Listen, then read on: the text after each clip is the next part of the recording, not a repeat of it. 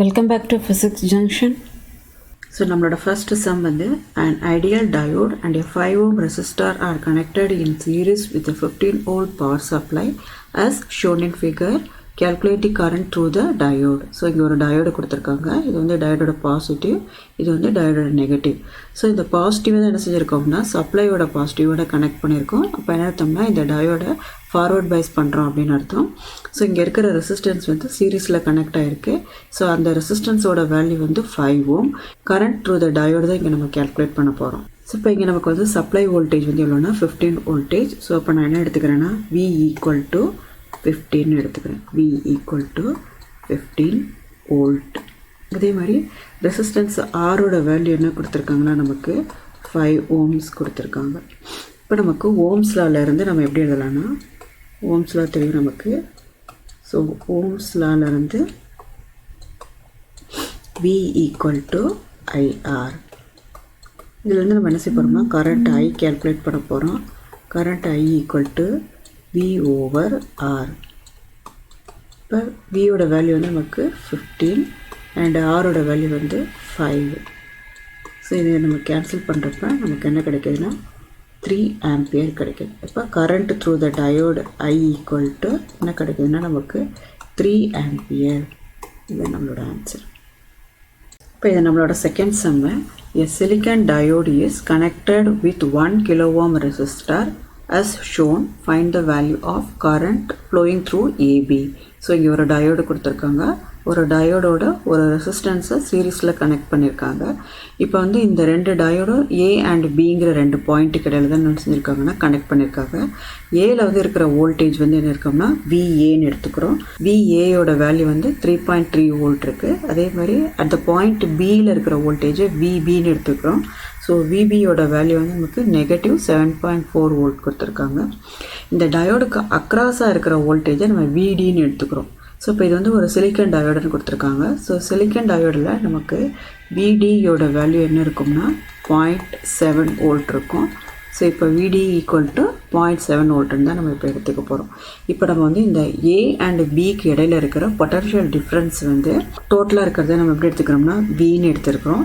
So இப்போ first வந்து இந்த V தான் நம்ம கேல்குலேட் பண்ண போகிறோம். ஸோ இப்போ இந்த Vயை நம்ம இப்போ எப்படி எழுதலாம்னா V equal to VA minus VB minus VD. So இதை நம்ம ஃபஸ்ட்டு கேல்குலேட் பண்ண போகிறோம். ஸோ ஃபஸ்ட் நம்ம வந்து VA எழுதலாம். ஸோ VAங்கிறது வந்து பாயிண்ட் ஏல இருக்கிற வோல்டேஜ். அது வந்து நமக்கு எவ்வளோ இருக்குன்னா 3.3 இருக்குது. அதனால் நான் வந்து 3.3 அதுக்கப்புறம் நெகட்டிவ்.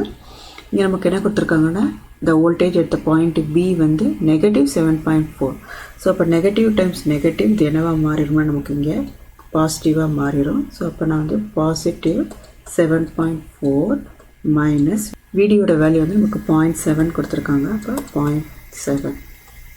ஸோ அப்போ முதல்ல வந்து நம்ம இது ரெண்டையும் ஆட் பண்ணலாம். ஸோ இப்போ இது ரெண்டையும் நமக்கு ஆட் பண்ணுறப்ப 10.7 கிடைக்கிது மைனஸ் 0.7.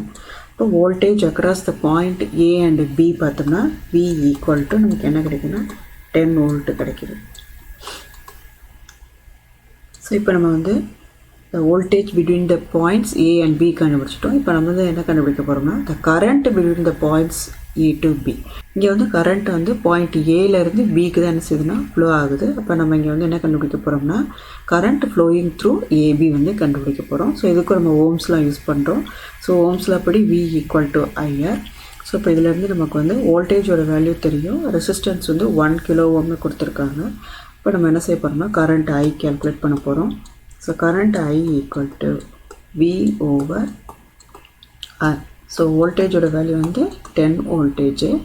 ஸோ அதே மாதிரி ஆரோட வேல்யூ என்ன கொடுத்துருக்காங்கன்னா 1 கிலோ ஓம் கொடுத்துருக்காங்க. அப்போ 1 × 10⁻³ ஓம்ஸ். சரி, இப்போ நம்ம எழுதுகிறப்ப இங்கே வந்து 10 டைம்ஸ் இந்த பவரை நம்ம எப்படி எழுதலாம்னா 10⁻³ எழுதலாம். அப்படி இல்லைன்னா I equal to 10 milli ampere. So நம்மளோட தேர்ட் சம் வந்து the given circuit has 2 ideal diodes connected as shown in figure. Calculate the current through the resistance R1. So இப்போ நமக்கு இங்கே சர்க்யூட் இருக்குது. ஸோ இங்கே வந்து ஒரு சப்ளை இருக்குது. ஸோ சப்ளையோட பாசிட்டிவ் வந்து ஃபஸ்ட்டு டயோடோட நெகட்டிவோட கனெக்ட் ஆகிருக்கு. செகண்ட் டயோடுக்கு பார்த்தோம்னா பாசிட்டிவோட கனெக்ட் ஆகிருக்கு. இப்போ ஃபஸ்ட்டு டயோடு வந்து என்ன ஆகுதுன்னா இங்கே ரிவர்ஸ் பயஸ் ஆகுது. செகண்ட் டயோடு வந்து என்ன ஆகுதுன்னா ஃபார்வர்ட் பயஸ் ஆகுது. அதே மாதிரி சப்ளை கொடுத்த உடனே என்ன ஆகுதுன்னா நமக்கு ஐங்கிற கரண்ட்டு தான் இங்கே ஃப்ளோ ஆகுது. ஸோ இந்த கரண்ட் வந்து இந்த ஜங்ஷனை ரீச் ஆனவுடனே என்ன ஆகுதுன்னா I1, I2ன்னு ரெண்டாக ஸ்ப்ளிட் ஆகுது. I1ங்கிற கரண்ட் வந்து D1 வழியாகவும் I2ங்கிற கரண்ட் வந்து D2 வழியாகவும் ஃப்ளோ ஆகும். இப்போ டயோட D1 வந்து நமக்கு இங்கே என்ன ஆகுதுன்னா ரிவர்ஸ் பயஸ் ஆகுது. இப்போ ரிவர்ஸ் பயஸ் ஆகுதுன்னா இது வந்து ஓப்பன் சுவிட்ச் ஆக்ட் பண்ணிகிட்ருக்கு. ஸோ ஓப்பன் சுவிட்ச்னா இந்த இடத்துல என்ன அர்த்தம்னா டிஸ்கண்டினியூட்டி இல்லைன்னு அர்த்தம். ஸோ டிஸ்கண்டினியூட்டி இல்லைன்னா என்ன ஆகுதுன்னா இந்த ரெசிஸ்டன்ஸ் வந்து நம்ம சர்க்யூட்டில் இன்க்ளூட் ஆகுது. ஸோ இப்போ ரெண்டாவது டயோடு எடுக்கிறப்ப இந்த டயோடு வந்து என்ன ஆகுதுன்னா ஃபார்வர்ட் பயஸ் ஆகுது. ஸோ அப்போ இது ஃபார்வர்ட் பயஸ் ஆகிறதுனால இது வந்து ஒரு க்ளோஸ்டு ஸ்விட்ச் மாதிரி, அதாவது ஒரு க்ளோஸ்டு சர்க்யூட் மாதிரி ஆக்ட் பண்ணுது. அப்போ நமக்கு இங்கே இருக்கிற கரண்ட் I வந்து அப்படியே வந்து இந்த டயோடு D1 வழியாக ஃப்ளோ ஆகுது. அதனால தான் நம்ம இங்கே என்ன எடுத்திருக்கோம்னா I = I2ன்னு எடுத்திருக்கோம். இங்கே வந்து I1 வந்து என்ன ஆயிரும் நமக்கு 0 ஆயிரும். ஒன்லி நமக்கு கரண்ட் I2 மட்டும் இருக்கும். ஸோ அது வந்து எதுக்கு ஈக்குவலாக இருக்கும்னா ஐக்கு வந்து ஈக்குவலாக இருக்கும்.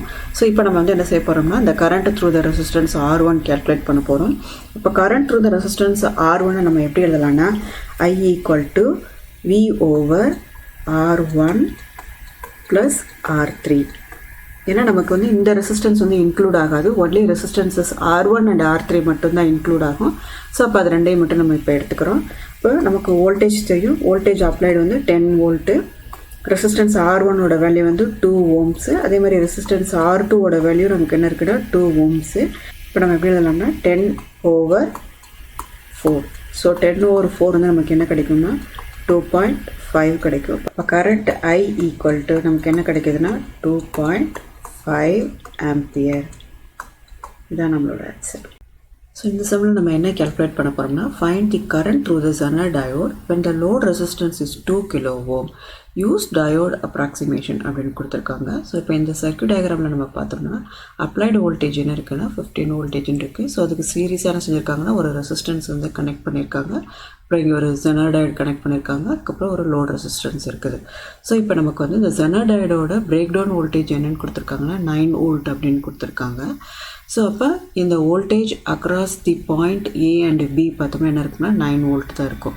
ஸோ அப்போ இங்கே வந்து இந்த Zener diode இந்த லோட் ரெசிஸ்டன்ஸும் எப்படி கனெக்ட் பண்ணியிருக்காங்கன்னா பேரலாக கனெக்ட் பண்ணியிருக்காங்க. ஸோ அப்போ பேரலாக கனெக்ட் பண்ணிட்டு இருந்தாங்கன்னா லோட் ரெசிஸ்டன்ஸ்க்கு அக்ராஸாகவும் நமக்கு என்ன வோல்ட் தான் இருக்கும்னா 9 வோல்ட் தான் இருக்கும். இப்போ நம்ம ஃபஸ்ட்டு வந்து load resistance across the diode வந்து என்ன எழுதியிருக்கோம்னா 9 வோல்ட்டு. இப்போ voltage across A and B என்ன தான் இருக்கும் 9 வோல்ட் இருக்குன்னு எழுதிட்டோம்.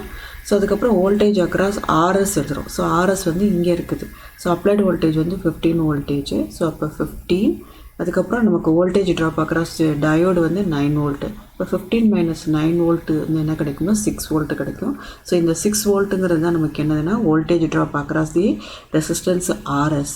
இதே இது நமக்கு லோட் ரெசிஸ்டன்ஸ்க்கு அக்ராஸாக பார்த்தோம்னா நமக்கு வந்து வோல்டேஜ் எப்படி இருக்கும்னா 9 வோல்ட்டாக இருக்கும். ஸோ அப்போ இதை நம்ம எழுதிக்கலாம். ஸோ வந்து voltage across the load resistance RL. So அதே மாதிரி இங்கே நமக்கு வந்து இப்போ வந்து 15 வோல்ட் அப்ளை பண்ணுறப்ப நமக்கு வந்து current through the resistance RS நம்ம எப்படி எடுத்திருக்கோம்னா ஐன்னு எடுத்திருக்கோம். ஸோ இந்த கரண்ட் I வந்து எப்போ இந்த ஜங்ஷனுக்கு வருதோ அப்போ வந்து இந்த கரண்ட் வந்து எப்படி ஸ்ப்ளிட் ஆகுதுன்னா IC அண்ட் IL வந்து ஸ்ப்ளிட் ஆகுது. ஸோ ஐசிங்கிறது வந்து என்னதுன்னா current through the Zener diode, ஐஎல்ங்கிறது current through the load resistance. இப்போ நமக்கு வந்து இந்த ஐசி தான் கேல்குலேட் பண்ண போகிறோம். அப்போ நம்ம வந்து ஐயை வந்து எப்படி எழுதலாம்னா I = IC + ILன்னு எழுதுகிறோம். நமக்கு current through the Zener diode தான் வேணும். ஸோ அப்போ IC = I - IL. ஸோ இப்போ இதில் வந்து நம்ம ஃபஸ்ட்டு வந்து current through the resistance RS கண்டுபிடிக்க போகிறோம். அதுக்கப்புறம் current through the load resistance கண்டுபிடிக்க போகிறோம். ஸோ அப்புறம் அதுக்கப்புறமா வந்து current through the Zener diode வந்து கேல்குலேட் பண்ண போகிறோம். ஸோ ஃபஸ்ட் வந்து கரண்ட் த்ரூ RS. ஸோ அது வந்து நமக்கு என்னதுன்னா IE. ஸோ அப்போ I = என்ன எழுதலாம்னா நமக்கு இங்கே வந்து வோல்டேஜ் ட்ராப் அக்ராஸ் RS வந்து என்னென்னு தெரியும் 6 வோல்ட்டு.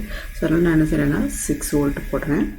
அதுக்கப்புறமா நமக்கு வந்து எப்போவுமே கரண்ட் வந்து நம்ம எப்படி எழுதணும்னா voltage by resistance. So resistance value வந்து இங்கே வந்து 1 கிலோ ஓம். RS வந்து 1 கிலோ ஓம்னு கொடுத்துருக்காங்க. இதை நான் ஓமில் கன்வெர்ட் பண்ணிக்கிறேன். ஸோ அப்போ எனக்கு என்ன கிடைக்குதுன்னா 10⁻³ கிடைக்குது. இப்போ கரண்ட் வந்து எனக்கு என்ன கிடைக்கும்னா 6 × 10⁻³ அப்படி இல்லைன்னா நான் எப்படி எழுதலாம்னா இதை 6 மில்லி ஆம்பியர் அப்படின்னு எழுதலாம். அதுக்கடுத்து நான் என்ன கண்டுபிடிக்க போகிறேன்னா current through load resistance RL கண்டுபிடிக்க போகிறேன். லோட் ரெசிஸ்டன்ஸோட வேல்யூ நமக்கு என்ன கொடுத்துருக்காங்கன்னா 2 கிலோ ஓம்ஸ்.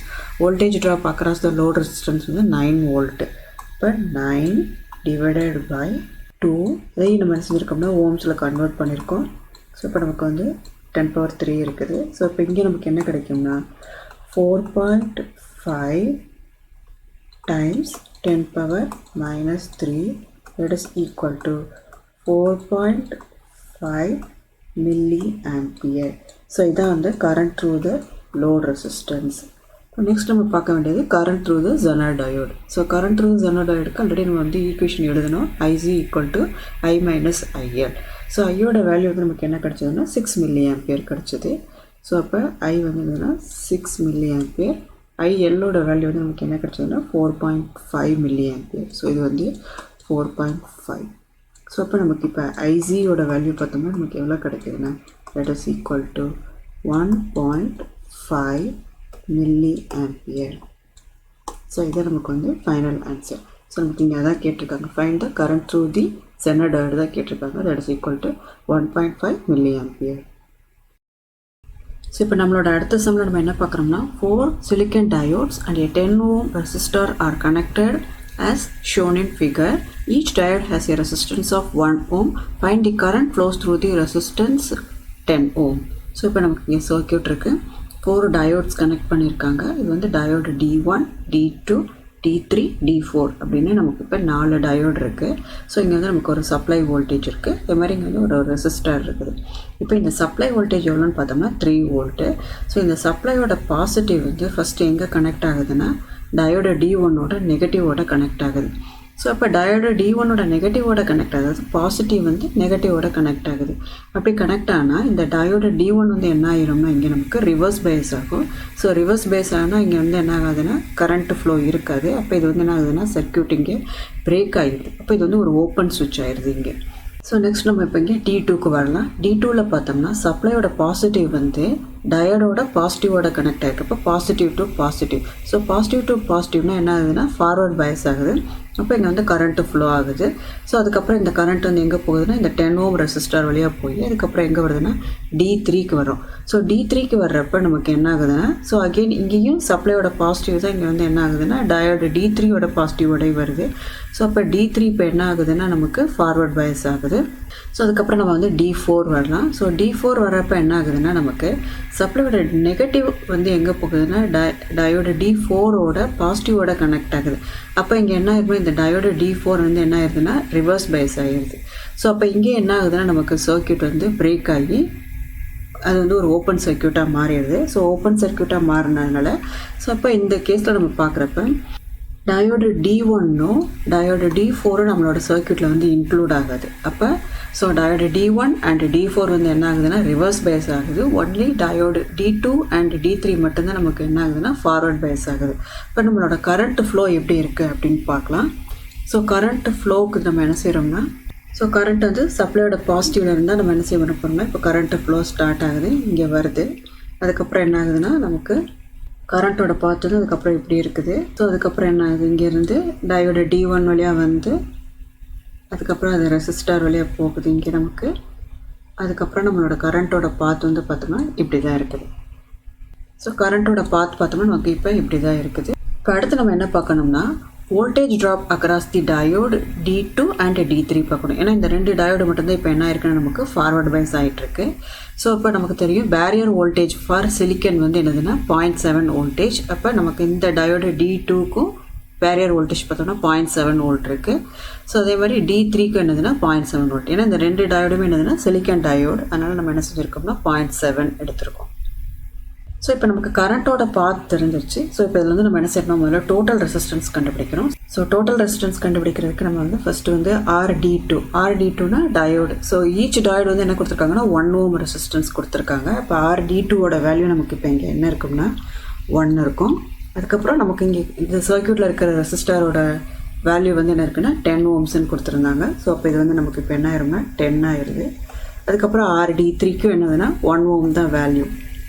ஸோ அப்போ நமக்கு இப்போ டோட்டல் ரெசிஸ்டன்ஸ் பார்த்தோம்னா எவ்வளோ இருக்குன்னா 12 ohms இருக்குது. ஸோ டோட்டல் ரெசிஸ்டன்ஸ் வந்து 12 ohms.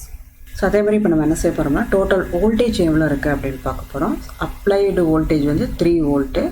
ஸோ அதுக்கப்புறம் என்ன இருக்குன்னா நமக்கு டயோடு D2 இருக்குது, அப்புறம் ஒரு ரெசிஸ்டர் இருக்குது.